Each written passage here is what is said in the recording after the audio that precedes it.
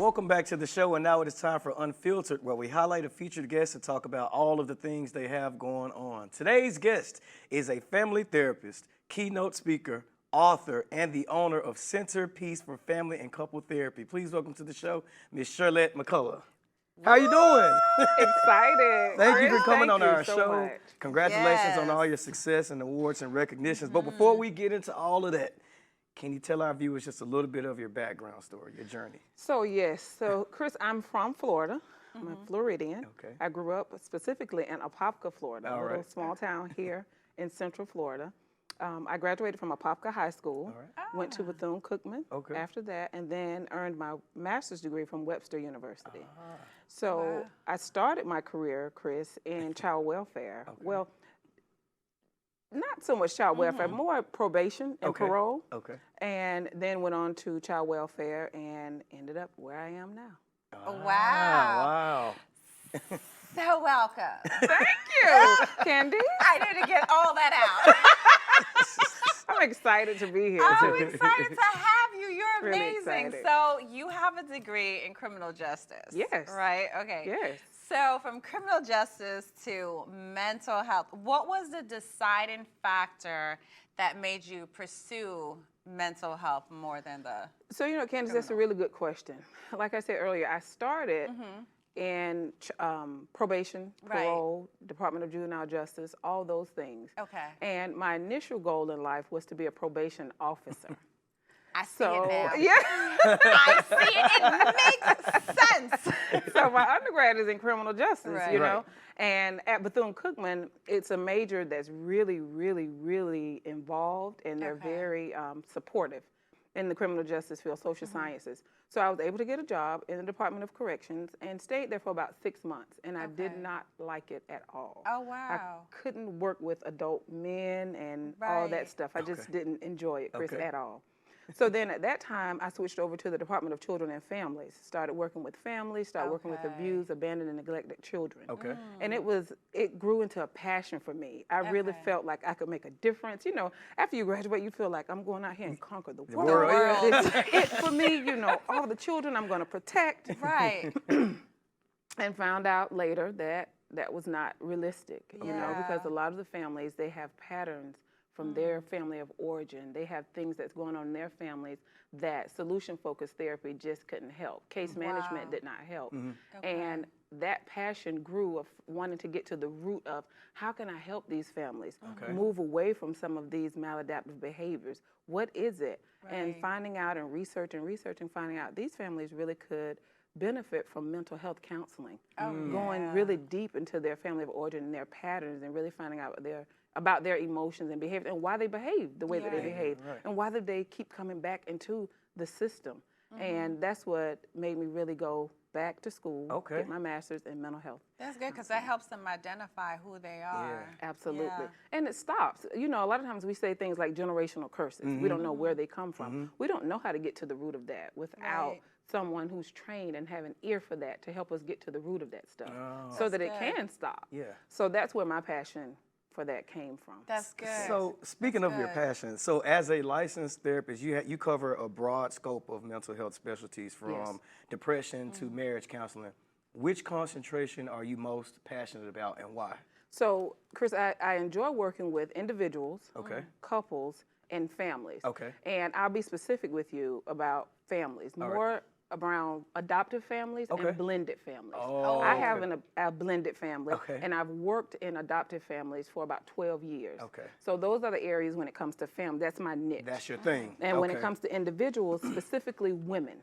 Okay. So women who are part of the C-suite, so Right. executive Okay. women. Okay. Women who are type A personality, women who have really experienced trauma, Okay. but have that mentality of just work through it, but you still see the manifestations of that stuff Of that you've that gone trauma. through. Absolutely. That's my niche. Those are the Wow. niches that I work with. And then when it comes to couples, I work with same-sex couples. Okay. I work with heterosexual couples. Okay. But couples who have intimacy issues, communication issues, those are my niche people. That's your thing. That's your name. That is very Ooh, interesting. the blended family. And Ooh, the blended family, Lord. The blended. Yeah, it's really blended, like a blender. She's help. So now you balance so much and you wear so many hats. Yes. What does Charlette do to Unwind? What helps you to lead a well-balanced life after all that is poured on you? What is your release? Nothing. To do nothing. Huh. To just sit and be. And to enjoy being home, sometimes in silence, sometimes just enjoying my house, sometimes going to the beach, sometimes connecting with my family, Okay. but mainly nothing. Allowing myself to rest. It's something that I had to learn to do because I am a doer, I am a goer, and I love to solve things and do. But over time, learning that if I want to stay in this for the long run, I have to rest. And a part of that, the main thing that I do, and it shocks people all the time, nothing. Just being home and enjoying home, nothing. Just not being on. You're literally counseling me right now. But we have so much more to talk about with you, Charlette. But we have to take a short break, you guys. We'll be right back. Stay tuned.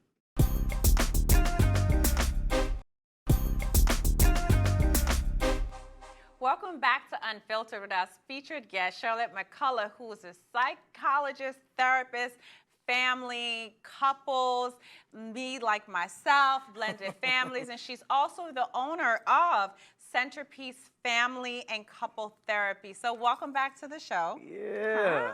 It's been a great conversation. Great conversation. Really good. So my first question up, so we're going to dive into it.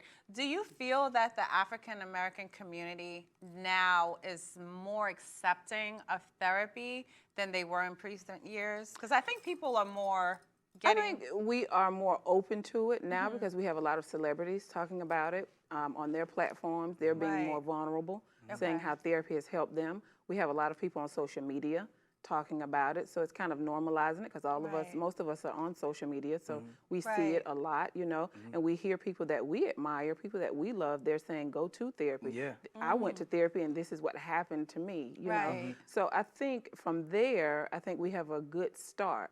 But you know, Candice, I still think we have a ways to go because most of us have that mentality of our personal business, we keep it to ourselves. That's the problem. We don't share that with an outsider or a stranger, you know?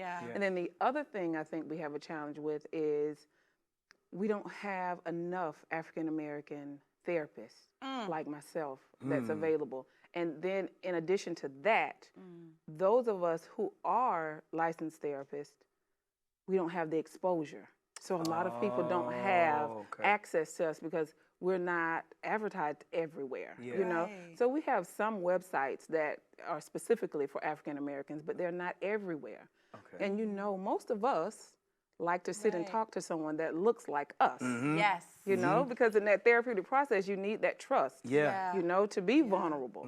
And we're more open to being trusting when someone looks like us, talk like us, have a dialect like us, and understand our struggles, you know. So just like I always say, sometimes women, African-American women, we're passionate, you know, very passionate. And it comes across as aggressive, and then that comes across as anger. But someone who knows our struggles and where we come from can really guide us in the right way, like, hey, this may be emotional deregulation, not just anger. You probably just don't know what to do when you get triggered, you know, versus you're just an angry black woman, you know, and that pisses us off even more, you know? So that'll make you real angry when that comes absolutely, up. and shut down. Yeah. There will be no exchange. There will be no trustworthy relationship. It stops at that point, you know? So I want to circle back to something that you just said a second ago. You said that a lot of people don't have access to you guys. Yes. So being that a lot of people in the black community may not have insurance and can't get that coverage to see a therapist, what advice would you give to somebody who's uninsured but battling depression or any type of That's a very good question. So here in Central Florida, we have a number of places that you can go to if you're having challenges with depression, anxiety, or if you just want to have an evaluation to find out if there is something going on. There is a place here in Orlando that's called 26 Health. You can go to 26health.com. They offer free services, psychological services, as well as medication if you are prescribed. Yes, and they will fill them there for you too. Cover So, it all yes, under. Okay. absolutely. So Wow. they have a sliding fee scale. They also have free services. That's good. And then the Mental Health Association of Central Florida, I sit on that board of directors as well. Okay. And we have a program here in Orlando that's called the Outlook Clinic. And all you have to do is call the Outlook Clinic. You can go to theoutlookclinic.com.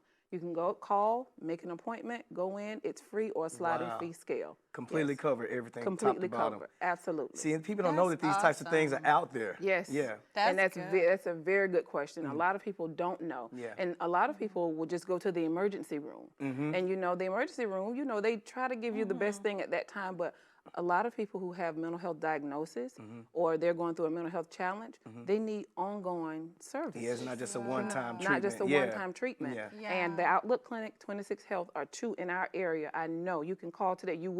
Someone will pick up the phone. Okay. And you will be scheduled for an appointment. Okay. I send a lot of my clients there, and other organizations that I work with, I send a lot of their employees and clients there as well. Wow. Okay. Yeah. So that's not; those two aren't ones that I'm just saying try it. I know for a fact That they are effective. work. Okay. Yes. Great. Yes. I think, now is the time when we need to normalize mental health.